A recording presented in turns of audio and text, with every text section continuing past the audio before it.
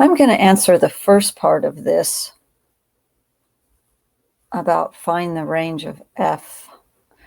I don't know how to answer the second part with g of x.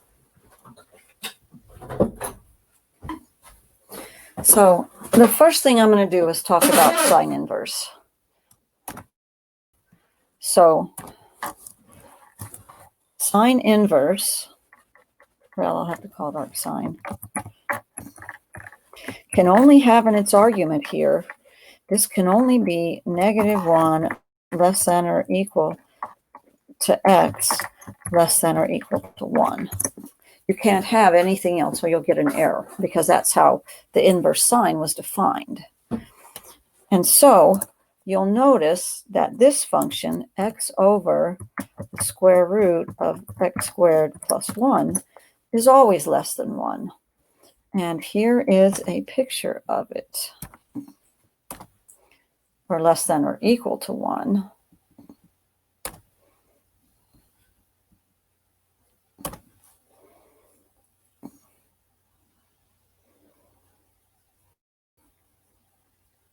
Sorry, I should have done this before.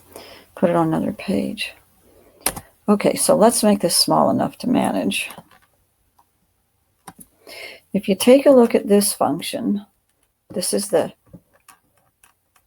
x square root. Oh, you can't see it under there. X over the square root of x squared plus 1. Notice that it has horizontal asymptotes, or it quits rising at x equals 1 and at x equals -1. So every number inside the argument, the parentheses of the sign, stays between -1 and 1, so it's legitimate. But when you put one of these numbers in, let's look at the range. We want the far-reaching parts, right? We want the minimum and the maximum. If you do the sine inverse of -1, well, you get -π/2, and that's what happens when you plug in these parts of that argument when x is negative. Then when you plug in positive x's, it quits when at y equals 1. So then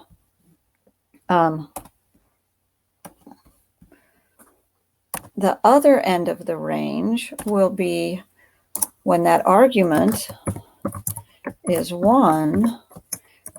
Well, the angle that creates a sine of 1 is +π/2.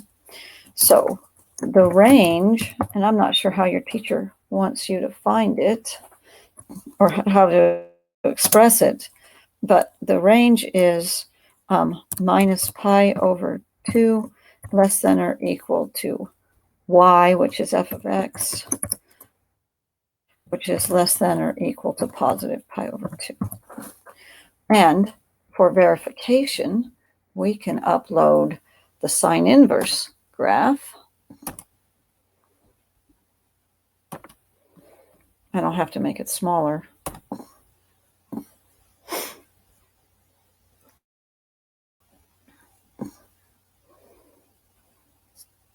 But here's the sine inverse graph. Notice it's bottoming out at approximately 1.57, negative 1.57 and +1.57, which is π/2.